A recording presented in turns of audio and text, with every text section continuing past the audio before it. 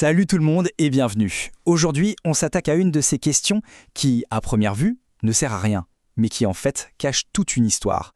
C'est un peu la marque de fabrique du blog Tu savais ça, non? Ces fameux sujets strictement inutiles et du coup absolument indispensables. Alors la question du jour, la voici. C'est une image qu'on a tous en tête. Le chevalier en armure qui relève la partie mobile de son casque.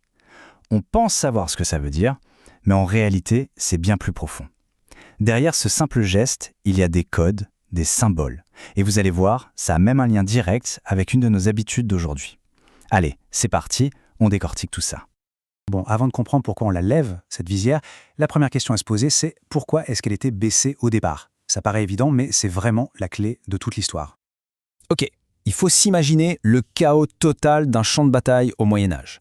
Le casque et surtout le helm, avec sa visière, c'était pas juste un accessoire pour faire joli. Pas du tout. C'était l'assurance vie du chevalier. Un coup de lance, une flèche perdue, un éclat d'épée, la visière baissée, c'était littéralement ce qui séparait la vie de la mort. Rien que ça. Mais voilà, le truc, c'est que cette protection parfaite avait un effet secondaire assez gênant.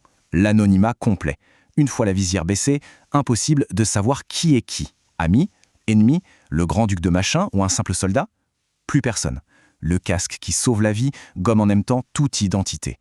Et c'est là, dans ce paradoxe, que le geste de lever la visière prend tout son sens. Et donc, on passe d'un objet purement pratique à quelque chose de beaucoup plus subtil. Lever sa visière, ce n'était pas juste pour prendre l'air ou mieux y voir, non. C'était un véritable message, un langage à part entière qui répondait à un code de l'honneur super précis. Le premier message, le plus fondamental, c'était tout simplement de dire « Salut, c'est moi ». Ça peut paraître bête, mais à une époque où l'honneur et la réputation valaient de l'or, montrer son visage, c'était comme présenter sa carte d'identité. C'était une preuve de transparence, une façon de dire « Voilà qui je suis, je n'ai rien à cacher ». Et logiquement, ce geste d'identification envoyait un deuxième message, tout aussi important, une déclaration d'intention. En exposant la partie la plus vulnérable de son corps, son visage, le chevalier signalait très clairement « Je ne viens pas pour me battre, je viens en paix ». C'était l'équivalent de la poignée de main de l'époque, un signe de confiance ultime. Ce qui est fascinant, c'est que la signification de ce geste pouvait changer du tout au tout selon la situation. Entre deux chevaliers de même rang, c'était une marque de respect mutuel. Face à son seigneur ou son roi, là, ça devenait un acte de soumission et de loyauté. Et pendant un tournoi, c'était simplement la procédure obligatoire pour que les juges puissent vérifier l'identité des participants. Un seul geste, mais plein de messages possibles. Alors on pourrait se dire, ok, c'est une vieille histoire de chevalier, les armures, tout ça, c'est fini. Et pourtant, cet héritage, on le croise quasiment tous les jours, sans même le savoir. Ce salut est bien plus vivant qu'on ne le pense. Et voilà le lien, il est là, direct et assez surprenant. Le salut militaire, oui, ce geste très codifié, la main qui vient toucher la tempe, eh bien ce n'est rien d'autre qu'une version symbolique, un lointain souvenir du mouvement que faisait le chevalier pour relever sa visière. La filiation est directe, c'est assez fou quand on y pense. Et quand on regarde l'évolution, c'est limpide. Tout part du geste pratique du Moyen-Âge.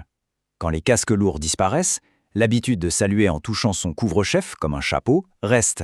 Et puis plus tard, les armées ont voulu uniformiser ça et ont codifié ce mouvement pour en faire le salut net et précis qu'on connaît aujourd'hui.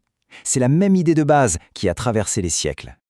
Allez, pour finir en beauté, c'est le moment qu'on attend tous, la petite rafale de détails rigoureusement indispensables, le genre d'infos parfaitement inutiles pour briller à la machine à café. D'abord, rien que le mot visière. Il vient du latin videre, qui signifie voir. C'est quand même super ironique, non? La pièce qui est conçue pour permettre de voir est aussi celle qui obstrue le plus la vision tout en protégeant les yeux.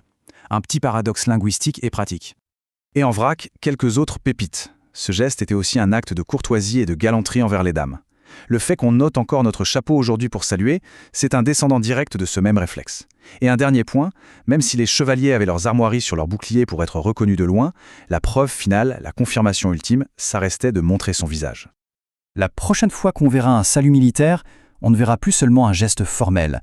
On pourra y voir l'écho lointain d'un chevalier en armure signalant la paix en dévoilant son visage au monde.